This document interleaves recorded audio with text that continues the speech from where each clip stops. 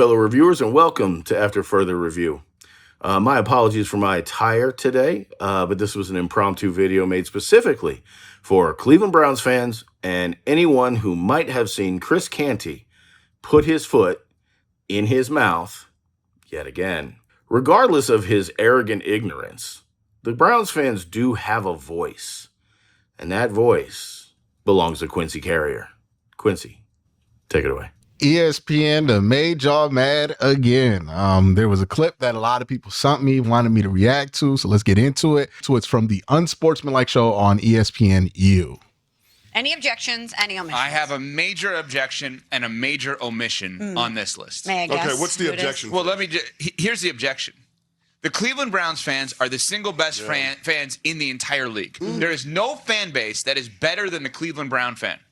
The Cleveland Brown fan had their team removed from their city and still somehow supported the team that when they came back, they were selling out every single game. But if the fans were so good, then why did the team leave Cleveland? Oh, no, initially? we're not going to do that because that doesn't have anything to do with it a lot of the time. It's about money. It's about greed. Thank you. But that wasn't the case the first time when the Browns left. That wasn't the case. But, okay.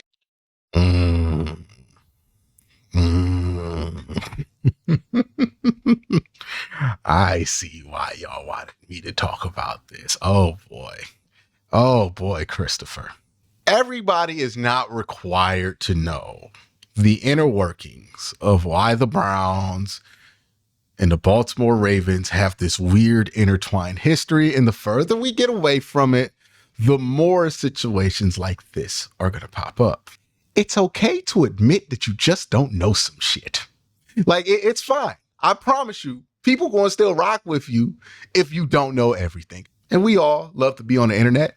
The internet has a way of making us all know-it-alls. I understand. Maybe I come off as a know-it-all to you. I'm working on it. But this is a prime example of a time where you can just simply say, hey, I'm not sure about what led up to that. So maybe I'm just wrong here. Go on.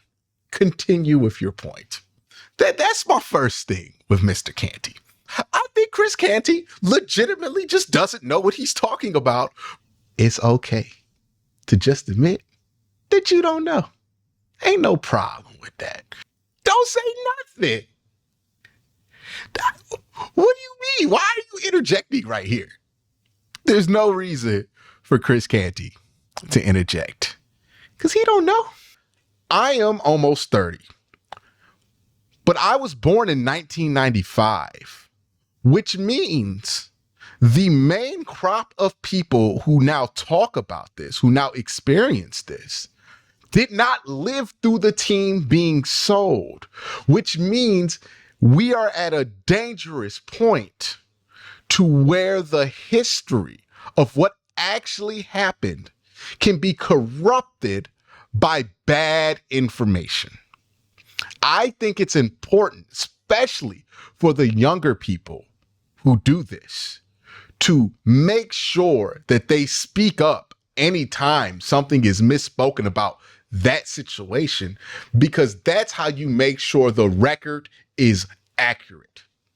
If we say nothing, especially the younger people, then the people from Baltimore or the Modell family get to dictate what they want to be the truth about that situation. The more and more we're removed from people who have actual experience with what happened, which means less people are going to know the actual history, which means that history is in danger of being corrupted to keep the truth alive about what happened. Because if we let people change the narrative to the Browns didn't, the Cleveland people didn't support the Cleveland Browns, it becomes easier for people to screw us. Because what if Jimmy Haslam sells the team in 20 years? And the story is, well, the Browns fans didn't show up in 95, and now Jimmy's claiming they ain't show up, and now it's just, oh, Cleveland's not a good market for a football team. It sounds ridiculous right now, but who knows what can be sold as the truth in a generation or two. You don't want to see the San Antonio Browns because people bought into a myth that the team got shut down in 95 because nobody showed up. The people who showed up week in and week out, they did what they were supposed to do. They showed up, they bought the merch, they barked, they were there. The Browns have never had an issue with attendance or people paying for tickets, at least. Showing up at the games, that might be a different story, but them tickets is sold. So that's why I always feel it appropriate to correct the record whenever somebody misspeaks like this, especially on as large of a platform as ESPN, because we are at a point to where the people talking about this now are not the people who lived through this. You got to protect the history when you get to that point, because it's so easy for people to corrupt it. And that's why I am so serious about this anytime it comes up. This is Cleveland history. This is Browns history. It's something important to the city, the culture of the city, and where I'm from. I'm going to be super serious about anybody trying to change what that means, especially somebody who's not Cleveland, right? Like Chris Canty was never a Cleveland player. He don't know nothing about no Cleveland. He never been to no Cleveland. Like, he not Cleveland at all. This is exactly why it's 100% okay to just admit that you don't know what you talking about. That wasn't the situation. Any way you cut it, though, The they Models? come back.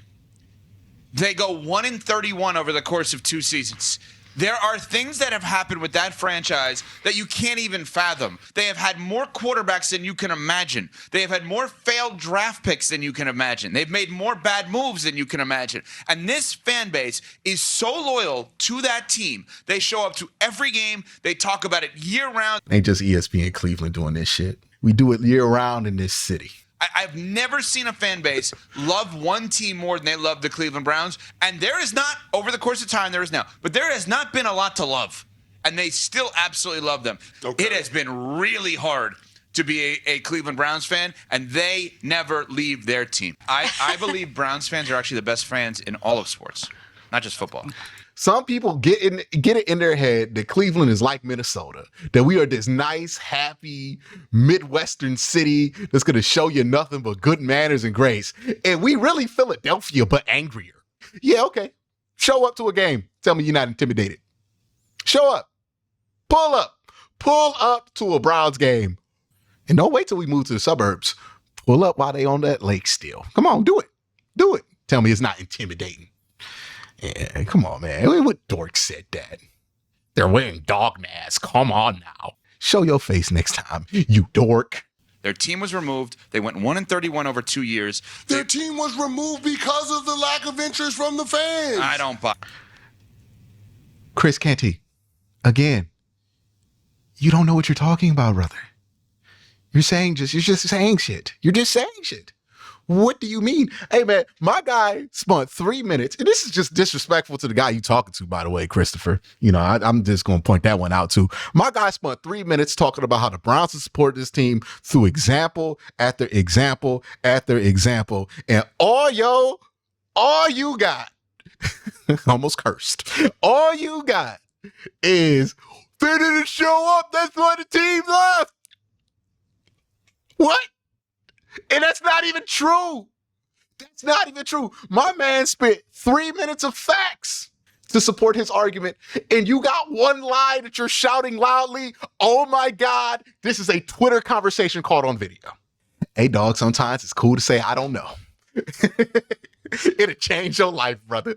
And again, it's very important that we don't let loud, uninformed people like Christopher Canty dictate what the history is for why the Browns had the situation that they had in 1995. Because if we let people like Christopher Canty be the only people speaking on it, and the people who lived through it aren't actively talking about the Browns or aren't around anymore, then that becomes canon. That dumb version of events that Chris Canty just blasted out of his mouth with no information backing it up at all, that becomes what happened in 1995. Like, get out the way. Let the people who do know talk. But there's no reason to be loud, misinformed, and wrong. And Chris Canty, it's okay, dog. You don't know what you're talking about. Just stop. Just stop. Just stop. Why are you yelling about some stuff you don't even know? And you're doing it on national TV. Now you just look like a mess. Look ignorant. And now you're going to get mad when people pull this clip, tear you to shreds on it, and you're going to feel like the city of Cleveland is attacking you. And now you're going to spend the whole season mad at people from Cleveland because they called you out on your bullshit. When all you could have done to avoid all of this was say, hey, dog, I don't know. I played football. I didn't study the history of football. I don't know. And Chris, that's just my advice to you. Next time you don't know what you're talking about, man, just ain't got to say it. Just a reminder, Browns fans, most outsiders will always get it wrong when it comes to the Cleveland Browns. And it's simple. They just don't pay close enough attention. But Browns fans do have an able defender in Quincy Carrier. From one sports media professional to another, Mr. Carrier, keep fighting the good fight, and we thank you for your service. Make sure to check the video description where I have linked Quincy Carrier's page as well as the video specifically referenced here. So you can watch Quincy's entire response to Chris Canty, and I assure you it is worth the time you'll spend. With that, you folks have a wonderful day, and we'll catch you next time here on After Further Review.